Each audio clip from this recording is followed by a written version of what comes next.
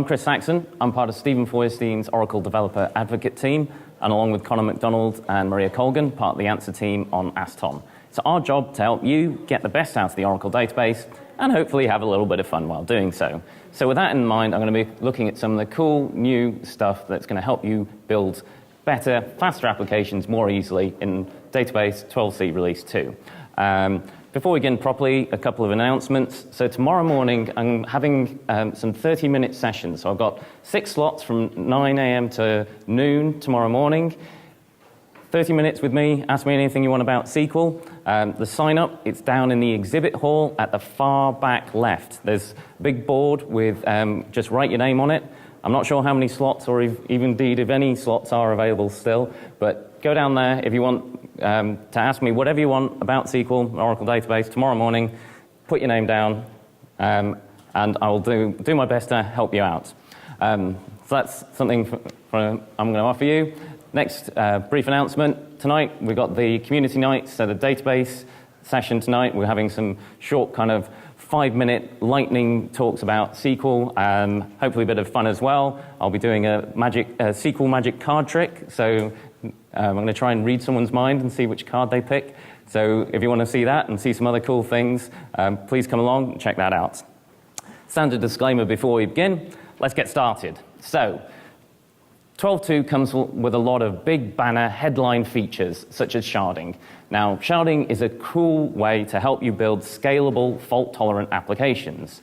But you need to really rethink how you're building your application to use it properly. And just like when you're playing with glass, if you're not careful, you're going to cut yourself. So this is something I could spend pretty much the whole hour talking about the ins and outs of it. What I want to do instead is talk about some of the more day-to-day features that is going to make your life easier when using Oracle Database. And we'll talk about some of the hard features, some of the things that just make your life hard, annoying, frustrating when you're using Oracle Database. And we'll start off with some of the really hard things. So I'm sure you're all familiar with this quote. There's only 2 hard things in computer science, cache invalidation and naming things. Now, when it comes to cache invalidation, we've handled that for you. You don't need to worry about managing the buffer cache. We do all that work for you.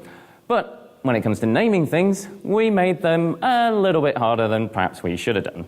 Why? Well, let's take a look at an example. So, really common requirement, you've got customers and you've got addresses. So you've got these 2 entities, and of course, a customer could have many addresses, and many customers could be located at a particular place. So there's a many-to-many join between these. So we need to build that.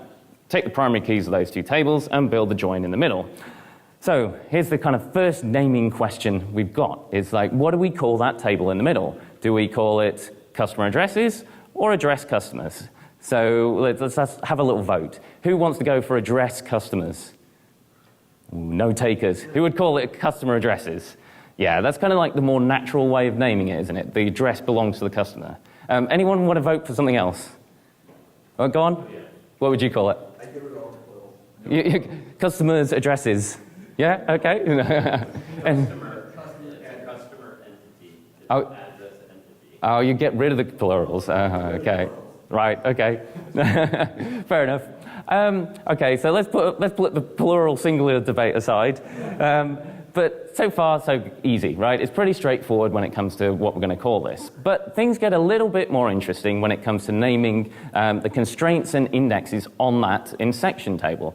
Let's take, for example, this foreign key.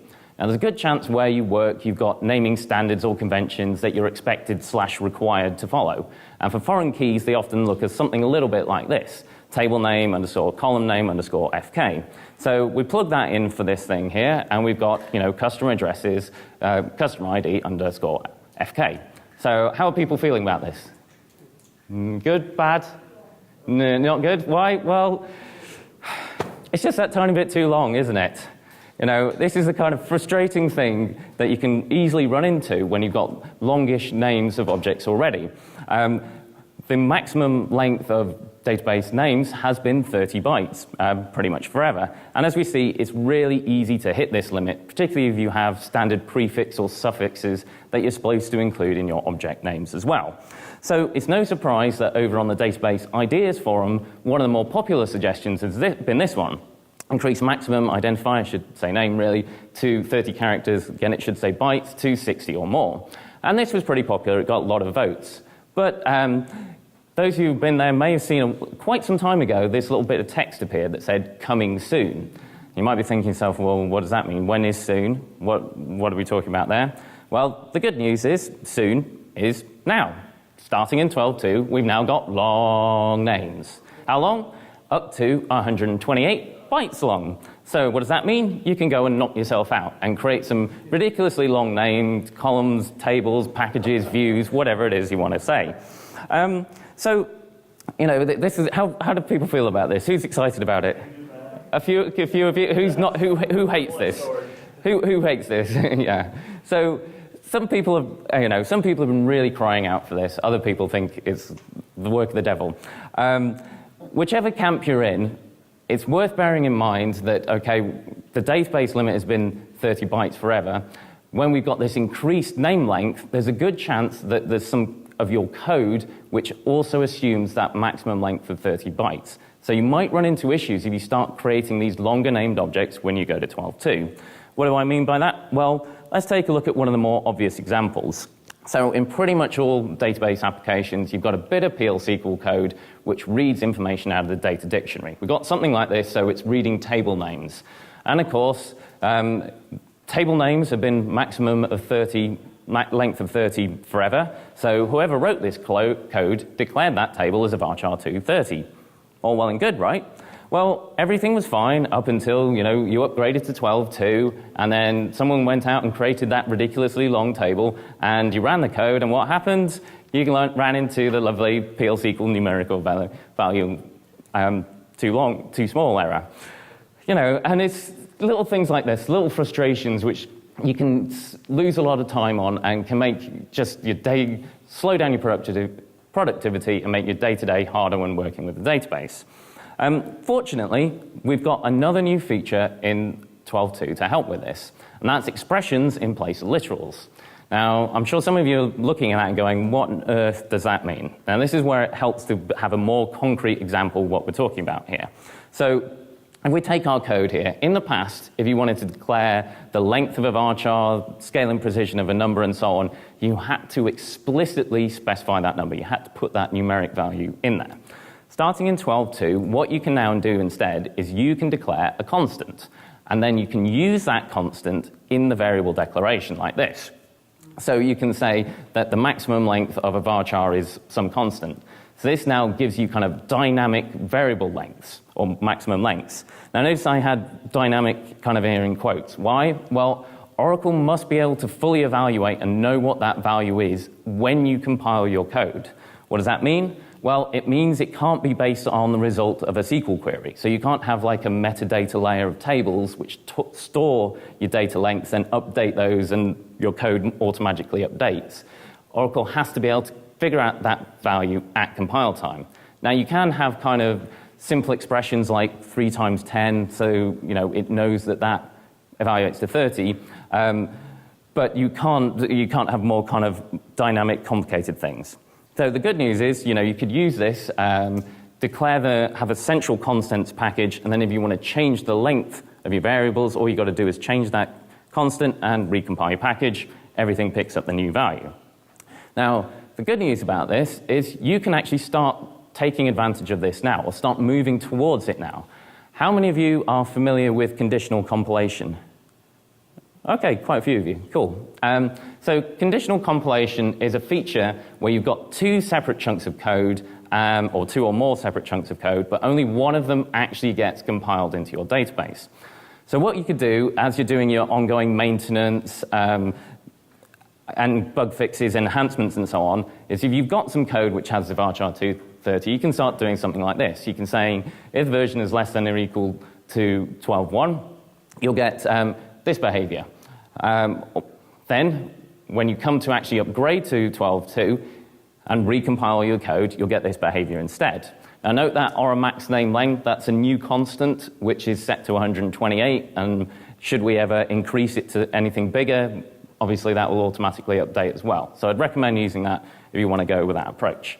So as I said, you can now start building this into your code now as you're doing your ongoing maintenance. It's kind of a short, maybe a couple of extra minutes work versus potentially a lot of extra work when you eventually come to upgrading to kind of review your code and check whether you've got any of those hard-coded limits in. Now, a lot of you are probably looking at this and thinking, well, that's kind of cool, Chris, but it seems awfully complicated, right? Surely there's a much easier way. And of course, you'd be right. You could, of course, just go with type anchoring instead. Whichever approach you're going to take, take some time to review your code. It's a small effort, a small bit of work now to make these changes while you're doing your ongoing maintenance versus potentially a lot of work when you come, a few weeks, months, maybe even years, when you come to upgrade to 12.2 to go through and update those all.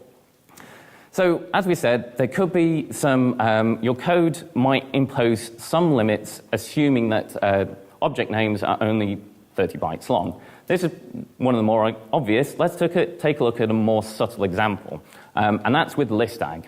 So we've got a query here, and what this is doing is producing a comma-separated list of all the indexes on the table. So are you all familiar with listag? Yeah, cool. Yeah. So it's a really cool function, but there's kind of a problem with it. There's a maximum length of 4,000 bytes. Little star or asterisk I'll come back to later. Now, 12.1 and before, this isn't too much of an issue, right? This means that, you could have up to at least 130 indexes on a table before you get anywhere near that 4,000 byte limit. And if you've got more than 130 indexes on a table, you've got bigger problems than that query falling over, right? But things change. Upgrade to 12.2, and that limit drops drastically down to as little as 31 indexes on a table before you start running into problems. Now, that's still quite a few, but that's in the realm of plausibility, particularly as, some people are going to go out and start creating self-documenting indexes. Now, I'm sure you've all experienced, or I hope you've all experienced, that glorious moment where you've got a big piece of SQL and it takes forever to run. It's taking minutes, hours, it's taking too long. And it turns out that all that you needed to do was create one teeny tiny little index, and performance dropped straight down to something acceptable. So, of course, when these kind of things happen, what you're going to do, well, you need to make sure everyone knows what this index is for so they don't kind of forget about it. So you say, well, we're going to create the index. It's for the monthly batch run, so people don't go and think, maybe we can get rid of this. And you're really proud of the fact that you got this down from hours and hours down to just a few minutes. So you're going to put that in the index name so everyone knows about it. Of course, you've got to put the project name in it, and so you can back reference it if anyone sees it in the future. And also, you've got to put your name on it and thank everyone you know, and so on. It's just so, you're really, really proud of this, right?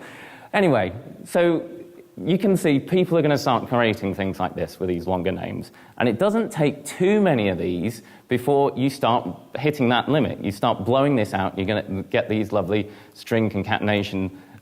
Limit is too long. And this is a problem. So if you've got listag and it's going to return a string longer than 4,000 bytes, you're kind of stuck here. There's workarounds for it, but they're kind of kludgy and don't use listag. So we've addressed this in 12.2 by improving listag. So we've got improved overflow semantics. So what does that mean? Well, if the string that listag is going to return is going to be longer than 4,000 bytes, you can now specify what will happen. So instead of getting an exception, you can get something else. How does it work? Well, there's this simple little clause on overflow truncate. So you specify that, and now let's imagine we got this table with a gajillion long-named indexes. Instead of falling over in a big heap, what you'll get is you got all your indexes all the way up here, all the way up here, and then we get at the end, ... 42. So what that's telling us, the dots are telling us there's more information, and the 42 is saying there's 42 characters we've trimmed off the output. So you know that there is more information and how much more information there is. So how does this work? Well, let's look at the syntax in a bit more detail. So we've got the new clause, it's optional. By default, it's error, so you stick with the current behavior. Then you can optionally specify some text. If you don't do that, you just get the ... but you could say things like more or kind of click here or whatever you want, and then whether or not you want to include the count. So, is the count the default with the count? Yeah, the default is with the count, yeah. Awesome. So we kind of looked, we got these longer names, and a lot of you were kind of a bit on the fence about whether or not this was good or not. And as we can see, there's possibly good reasons for this. You know, your code may well implicitly assume that object names are only 30 bytes. We looked at a couple of examples, but there's more. Things like dynamic SQL. You may well have some code, you're dynamically building up your SQL text, and you just kind of gone, well, how big should we make it? Let's just say it's varchar to 1000. You haven't like scientifically gone, yes, that's the maximum this SQL text could ever be. You've just gone, it's kind of big enough, and we never hit any errors in development. You can easily start running into those if that dynamic SQL will now be using longer names. So take some time, review your code. These are the kind of things you can be checking now in your day-to-day development, potentially saving yourself a big job when you come to upgrade. Any questions or comments on that before we move on? No? Okay, cool. So let's move on. Talk about something else. So really common requirement in applications. Most web applications have at least the option for you to register with them, and you've got to put things in like your name and address, your name and your username. It's a common requirement, sounds really easy, but it hides a lot of complexity when it comes to using Oracle database. Why? Well, people can't be trusted to enter their name in the correct case, right? Some people do it properly, you know, most do. There's always some who shout their name at you, and some people who, you don't know what they've been doing. Maybe they've been typing drunk or something, but they end up in all sorts of gobbledygook case. Okay, so, well, why is this a problem? Well, typically when you search for things like names, you don't care about the case. You want kind of case-insensitive search, but Oracle is case-sensitive. So if I search for, you know, name-cased Chris Saxon, I only get one row back, when in reality, we probably want all three of them. And the problems don't stop there. This isn't too much of an issue probably here in the US and in the UK, but Eastern Europe or continental Europe, much bigger problem. That's accents in names. So again, you know, if we've got accented characters, it is accent sensitive. So if you search for those, quite often you don't want accent sensitive searching because again, not everyone's got their keyboard set up to search for these kind of things and so on. Now, it's possible to work around these issues in the past, but you know, it's one of those things that's like, what should you do? Do you do upper or lower? Who's an upper person? Who goes upper? Who goes lower? Yeah, so you know, everyone has their own personal preference, and you've got to learn which approach is used in a particular application and make sure that everyone uses it consistently.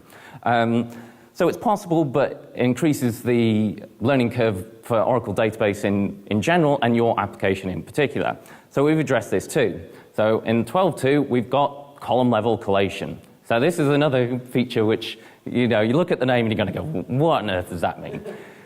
Basically, what we're looking at here is you can specify the searching and sorting semantics for strings at the column level. What does that mean? Well, we've got our create table statement here. You can use this new collate keyword. So you see we've got these binary CI and AI. So CI stands for case insensitive. AI stands for accent and case insensitive. So all you need to do is enable these collations and you get that behavior. Now, if you've got existing tables, what do? Well, you just do a simple alter table. Alter table, set those collations, binary AI, so we're getting accent insensitive search, run your SQL, and you've got it. So it's now much easier to do this. So we said we can set it at the column level, but you can also set it at the table level and the user level as well. So whatever you set at the column will override what you set at the table and the user level. So the most granular has priority. How do you set it at the table and user level? Well, you set it as a default. So we alter the table or user, default, and whatever you want that collation to be. Now, a couple of gotchas on this before we finish up. First up, if you change a table or user to be case insensitive, all your existing columns remain with their current behavior. So if you're upgrading to 12.2 and you want your whole schema to be case insensitive searching, you've got to go through all of those columns and individually alter them. This only applies to new columns. So first thing to bear in mind. Second thing to be aware of, when you run this, there's a good chance you'll run into this lovely error. Collation cannot be specified if max string size equals standard. In order to use these collations in any way, you've got to set that to extended. So this is something that actually came in 12.1. In the past, the maximum length of a varchar could be 4,000 bytes. By setting it to extended, the maximum length is now 32K. If you remember, I had that little asterisk on the list tag. If you do this, list tag also then goes up to a 32K maximum length as well. So something to be aware of if you want to do this. So you've done this, you've made your columns case insensitive. Now the good thing is you can go through and start simplifying your code. So there's a good chance you've got queries look like this. What you can do is replace them with something a bit more straightforward like this. Now, that's the kind of thing that's kind of easy to say. So you've created the new one just in case there's any backward compatibility issues or something. What you want to do is deprecate off that old one. So what do? You have your team meeting, you sit down with your fellow developers and DBAs and say, please everyone, please stop using get customers, use the new get customers. Send the email around, remind them, put it in your documentation, and what happens? Nobody does anything. Nobody changes. So after a little while, you get a bit fed up, right? And what do? You start putting some threatening comments in your code, and saying, please, stop using this. And either they don't read your comments, or maybe they don't think you're that threatening, for whatever reason. There's a good chance that 6 months, couple of years, whoever knows long down the line, that old cursor is still going to be in production, and even worse, new people are still going to be developing new code against it. So this is it. Well, you can't can you synonym a particular cursor within a package? I don't think you can. Yeah. Yeah. So, and this could potentially be hard. If you've got old code that you need to deprecate, actually making sure that people stop using it can be a challenge. So this is something we've looked at in 12.2 as well. There's a new pragma, a deprecate pragma, and you can use that mark to mark code as deprecated. How do you use it? Well, dead easy. You just stick underneath the thing you are deprecating, so it could be a variable, could be a function cursor. There's a whole stack of things you can deprecate. You put what it is you're deprecating and some text. And we go, okay, well that's nice, but how is that any better than the comment that nobody's reading anyway? Well, the good news is there's a whole bunch of PL SQL warnings that come related to this. So if you enable it, now when you compile code which contains deprecated units or references deprecated units, you'll be told about it. You'll get the warning, and that message you put in the deprecation pragma, you'll see. So this is all very well and good, but of course, we've all been ignoring that auth ID definer pragma basically forever. So what do? You just look at it and you go, whatever, who cares? It compiles, let's just get it out.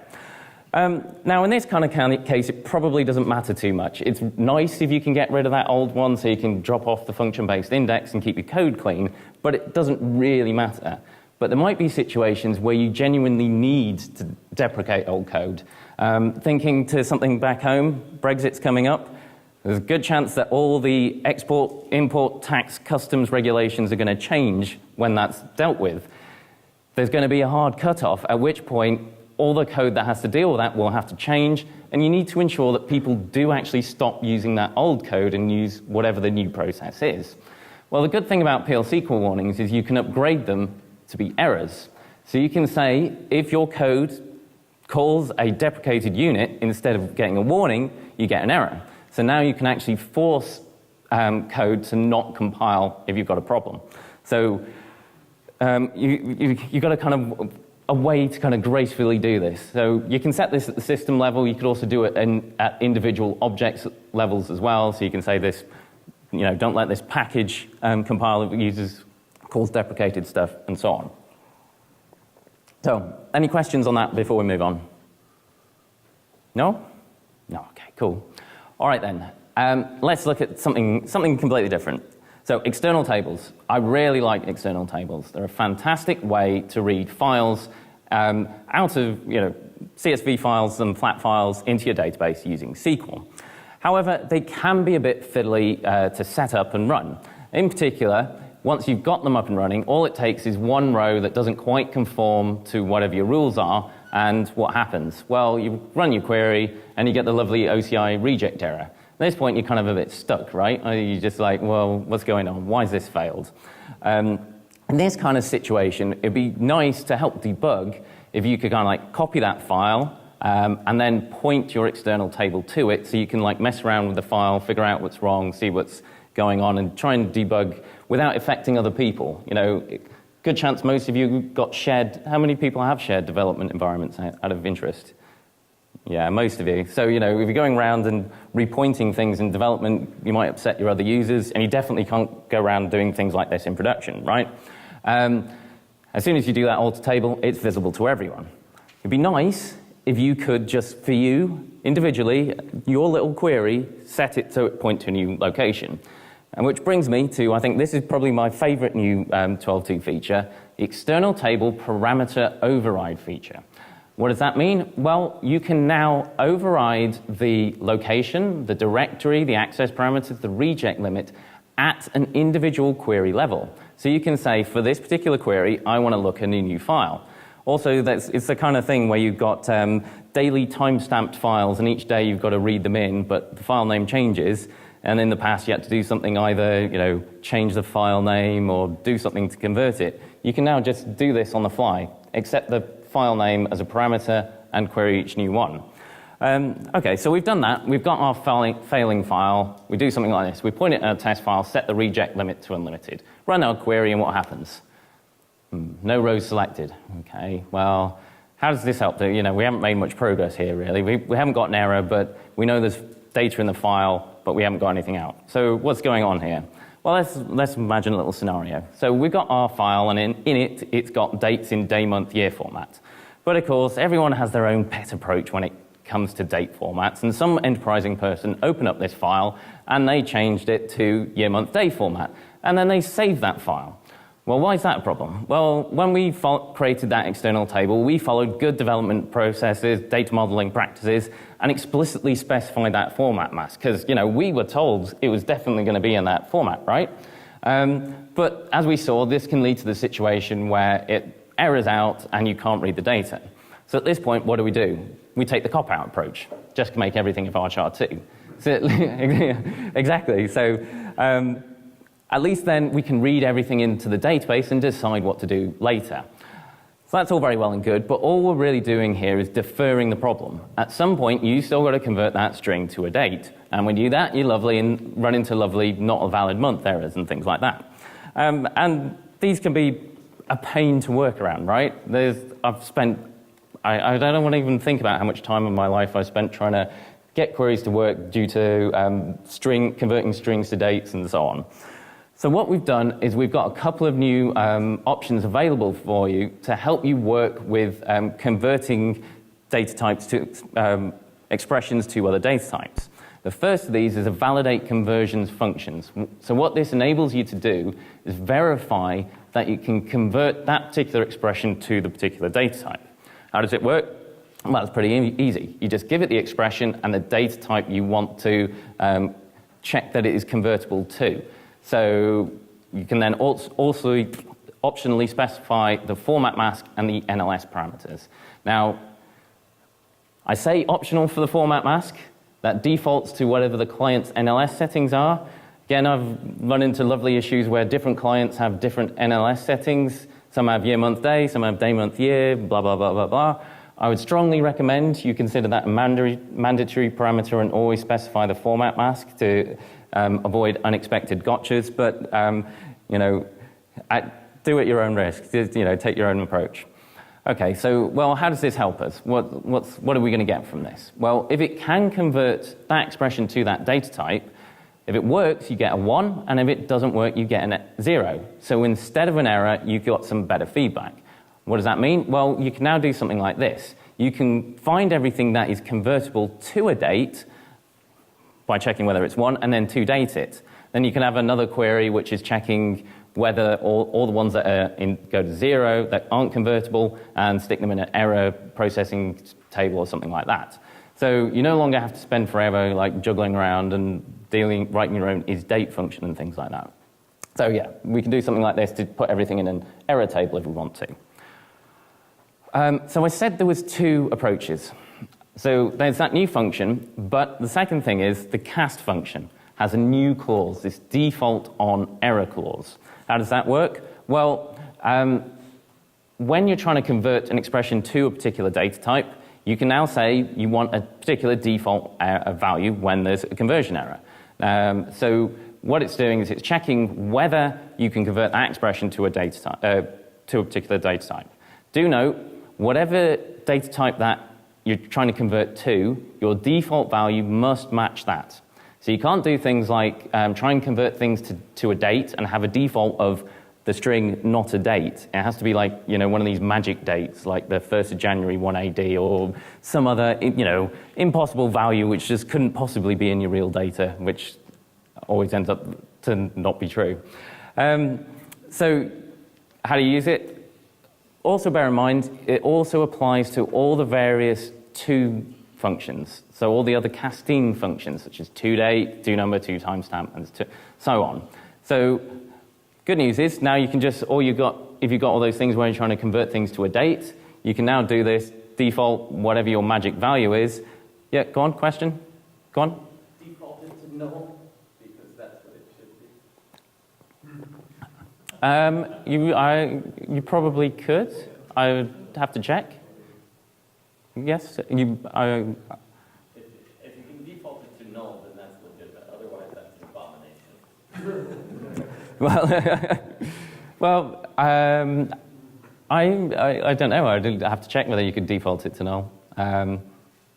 Presumably you can, but yeah. But is there like you say, if you can convert it to you have to know that magic value is genuinely not something that's going to appear in your data. Okay, so any other questions on that before we move on? No? Yeah, go on. Yeah, no. And it's just, that's an abomination because of the magic date, right? Yeah. Oh, yeah. Abomination. Yeah, I know. This is part of the SQL standard as well now, I believe. So it's going to be appearing on all the other databases at some point, I'm sure. But yeah, magic values.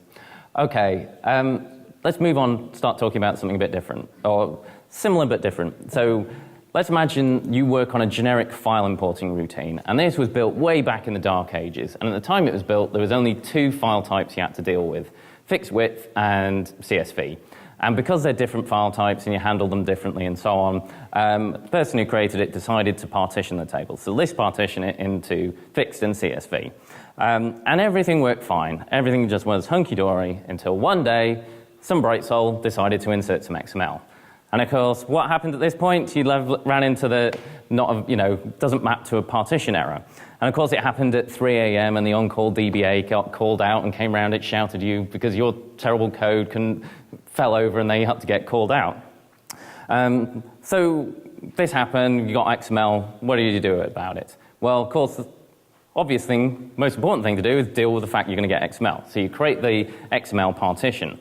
But you don't want this to happen in the future. You don't want things to unexpectedly fall over just because some new values have got inserted. So the other thing you do is create a default partition. So if anything new comes along, it gets stuck in there.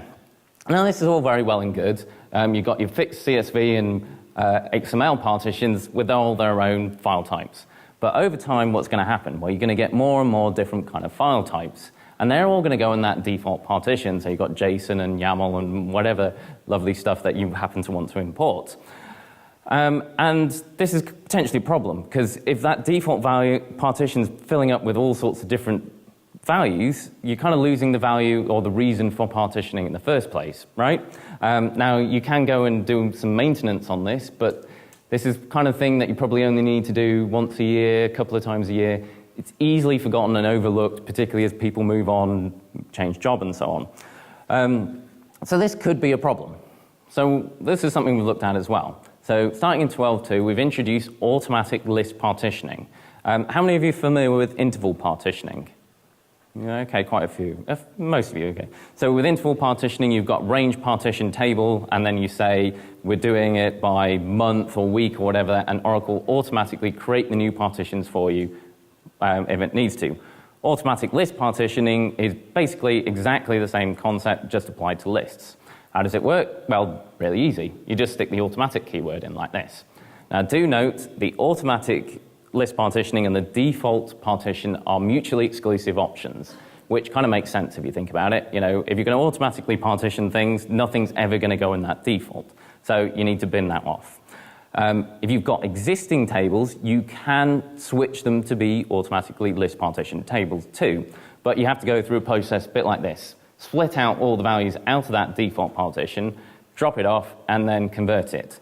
Now, do note, there is a very brief period of time between doing this and doing that, when if anything new does come along, it's going to go into the abyss, and you'll get that it doesn't map to our partition problem. So you may want or need to actually take some downtime to do this. So just bear that in mind. EBR? Well, it's even with EBR, because it's not, it's actually at the partition level. I don't think EBR helps with this one. Yeah, well, anyway. So, yeah, I'm sure Bryn, yeah.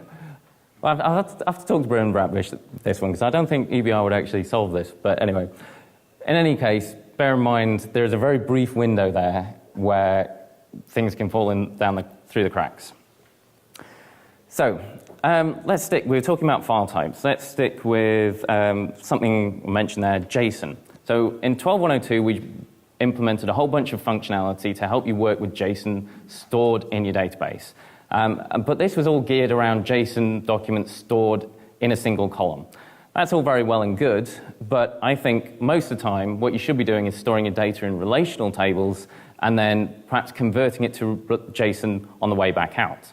However, writing SQL to kind of take that and do that is absolute nightmare, right? For anything except the most trivial of queries, doing that JSON generation is really hard.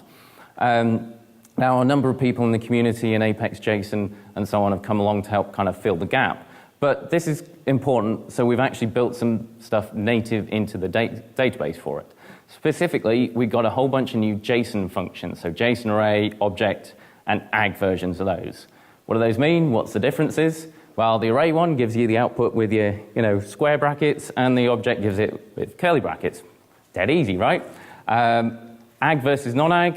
So for every row in your input, you'll get row, your output for the non-aggregated versions of them.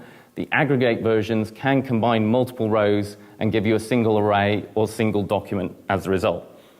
So how does that help us? Well, if you remember a couple of slides ago, we had that JSON document of departments and their employees. You can generate that with a query a little bit like this. So this is probably one where it's best to work from the kind of inside out. So we've got what we have, each employee is their own kind of mini JSON object. So we're saying what their, so attribute value, so their name, what their column values are. So we got each document. We want to turn those into an array. So for every department, we want an array of all those employees. So we just JSON array ag those. And then finally, we need to turn each department as its own JSON document, so we JSON object it. So pretty easy. I mean, well, it's as complex as your JSON documents or your queries are going to be, but much more straightforward than any kind of hand-cranking that you might do with this. Okay. So there is also a whole bunch of other stuff related to JSON that's come in 12.2. There's enough for a talk in its own right. Some of this is better integration with existing functionalities such as partitioning and in-memory. Some of it's new. There's a new JSON search index, which helps you search within JSON documents more effectively. But if you work with JSON, do check this out. Have a read up. There's actually a separate section in the doc now, the JSON Developer's Guide. So do many people work JSON a lot here? Or is this? Yeah, okay. Do have a read. There's some cool stuff in there for you. Let's move on and talk about something else that came in 12.102. So count distincts. These are kind of queries you might run to do things like find how many customers visited your website yesterday, how many different products did we sell last month, that kind of thing. But if the underlying table's really large, they can take a long time to run. So what do? You write your query, set it running, and you put your coffee on and come back in 5 minutes when it's finished. Now that's all very well and good saying, but sometimes you kind of don't always have the luxury of 5 minutes. For example, what happens, it's one Monday morning, you're sat at your desk, what happens, your boss comes around and says, can you just give me, I need a report that tells me how many different customers visited our website yesterday. And you go, certainly, just give me 5 minutes and I'll have a result for you. And they go, nope, I'm going to a meeting right now. I need that answer as fast as you can give me. What's your best estimate? And you're like, well, I don't know, what do I have to do here? And they, they're not prepared to wait 5 minutes because they've got to go to a meeting and report to their boss who's going to shout at them because they haven't got their figures. So they're shouting at you in advance for that. So important thing to note here is that they need an answer quickly, but they probably don't need the exact answer either. If you get that exact answer and it comes out at 900,999, 162 different people yesterday, they're just going to go, okay, that's 1 million, I'm going to report that. So in this situation, they just kind of need a close enough finger in the air. So in 12.102, we introduced this approx count distinct function, which does exactly that. Yes. So it's can be notably faster than count distincts, and it uses something called the hyperlog algorithm, if any of you want to look that up and are interested in exactly how that works. But it can be a lot faster, and it's typically over 99% accurate. And in situations where you just need a finger in the air, you need a quick estimate, an estimate quickly can be really useful. So we introduced that 12.102, but let's imagine you're a big user of count distinct. So you've got this throughout your code. You don't want to be the poor developer who's called upon to kind of have to convert all your code to use that approx count distinct instead, right? Particularly as it's not a straightforward find and place, probably. Probably what you want to do is have a flag that says, if it's exact, do this, do the old behavior. If it's non-exact estimates, use the new behavior. So we've looked at this and thought this would be kind of useful to have a switch for it. So in 12.2, we made a bunch of improvements to approximate queries. First of which is there's this new approx for count distinct parameter. So you can set this at the session or the system level, and then Oracle will implicitly convert those count distincts to the approximate equivalents. So you now no longer have to go and rewrite all your queries. You can just say, in this session, I want the approximate behavior. In that session, I want the exact behavior, depending on what you're doing. Now, when you might have a look at this and start playing around and notice there's a couple of other approx for functions. So there's approx for aggregation, approx for percentile. You're like, well, what are those all about? Well, there's a couple of other new approx functions in 12.2. So there's approx percentile. So you all familiar with percentiles? Yeah, kind of. Sort the values and find the one that's at the 10th percentile, 25th percentile, whatever it is. So we got the approximate version of that. Now notice this has a bunch of extra options compared to approx count distinct. First of which is this deterministic keyword. So by default, you get non-deterministic behavior. So that means if you run this query on the same data multiple times, you can get different results. Now, some of you are probably thinking about this and going, why on earth would it's already an approximation, why would I want different results on the same data different times? Well, there's a couple of things. First up, non-deterministic behavior is faster. So there's a performance consideration. But perhaps more importantly, deterministic behavior only works on numeric values. So you can do approx percentiles on dates, but you have to use the non-deterministic behavior for that. That's just the way the algorithm works. So bear that in mind. Second parameter is we've got this choose. You can now choose between the error rate and confidence. So it's all very well and good as saying, we've got these approximate functions, they're pretty accurate, we think they're great, but you probably want to verify that, right? You want to know how great they are, how close they are to reality. So these error rate and confidence functions come in, so you can use to kind of check how good that estimate really is. So error rate, they both give values between 1 and 0. Error rate, you want to be as close to 0 as possible. That means we've got as few errors as possible. Confidence, you want to be as close to 1 as possible. So if it's like 0.9999999, 99 point some many nines recurring accurate, that's good enough for almost all scenarios. But if it's like 98% accurate, okay, maybe your boss might be happy for his status report, but something a bit more detailed, you want the exact behavior. So so we got this approximation, but you can get some confidence about how good and how accurate those numbers really are. So, mentioned there was a couple of these. There's also approx median. So stats geeks among you will know median is just the special case of percentile that finds the value exactly in the middle. So median works exactly the same way, has all the same parameters. It's just the special case of it. So we've covered a lot of content here. Well, any questions on this before I move on? Yeah? You said the approach count can be faster. I played it once up to now, and then it was exactly as slow as the normal count. So do you know under what circumstances it can be faster or when it's low? I don't know enough about the ins and outs of it.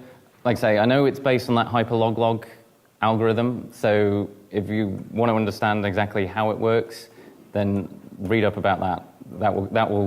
It's a fairly well-known mathematical formula. We actually use this in the optimizer now for doing things like gathering stats in some situations. So we're pretty confident that it's generally it's good enough in. I believe you, but I know. I don't know enough about the ins and outs of it, but it's look.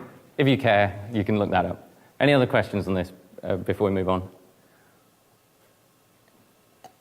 No? Okay, so let's say, covered a lot of things here. When you upgrade to 12.2, you're going to want to test your application. You want to make sure that nothing unexpected is breaked or broken.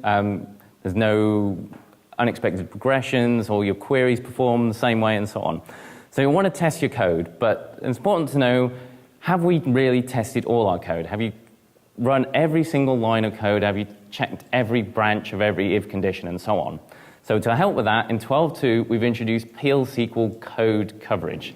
So this actually gives you metrics about how much of your code your tests actually ran. And this works at the basic block level. And that is different from a PL SQL block, so begin end. A basic block is a individually executable chunk of code. So if we look at this code here, we've got 4 blocks. So if this or that, because we've got short circuit evaluation in OR, if the first one's true, we don't execute the second. So the first one has to be false for us to execute both of those. So that's 2 basic blocks there. Then you've got the case where it's true and the case where it's false. So we've got 4 basic blocks in this chunk of code. So note we're not operating at the line level, because I could do something crazy, just like spray it all over one line, and then it doesn't give us much indication of what's really going on. It's which of these actually runs. So you've got your code like that. Well, how does this work? How does it help us? So the first thing you need to do is create some coverage tables. So these are some tables which will store the stats about the code coverage. So this is just a one-off setup that you do. Then to record the stats, what do you do? Well, you just start your coverage, have your PL SQL procedures, your test run, and then stop the coverage. That's it. And then all you got to do is you can report on it with a query bit like that. So you can get the information out of those saved tables to see what percentage of those basic blocks did we actually cover. Now, at this point, I'm sure some of you are thinking to yourself, I know you're all brilliant PL SQL developers here, right? You've come to Kscope, you're come to learn, and I know you're all fantastic PL SQL developers, and you're thinking to yourself, well, it's all very well and good, but my code is perfect. It's so good, in fact, that it doesn't need testing. In fact, it would be an insult to test my code. It's evident, it's so obvious it's perfect, right? It'd be kind of nice if there was a way to exclude my code from those coverage reports, because my boss is still, your boss is still going to demand 100% code coverage, or as close as you can get. But you've written 50% of the code for your application, right? And you're not going to test it because it's so perfect. How can we, just fudge the figures a little bit so it doesn't appear? Well, there's a new pragma, this pragma not feasible. And what you can do is mark code as infeasible for testing. So what can you do? You can now exclude your perfect code from the coverage metrics. So you can say, well, this code we couldn't possibly test because it was so good, we're not going to test it. Being serious, it's obviously intended for those situations where something like you've got a when others block, or something that you can't generate the error condition for, and you can't realistically generate the test, or things like if you've got file opening and closing code, you have like all the bunch of the UTL exceptions, but actually causing those exceptions to runs in your test procedures impossible. So you can say, exclude this because we know that we can't feasibly make this work. So we've covered a lot of content there. Any final questions on this? No? Okay. Well, we covered a lot of things there. I hope you enjoyed this. I hope you learned something. I'm Chris Saxon. Thanks for joining me.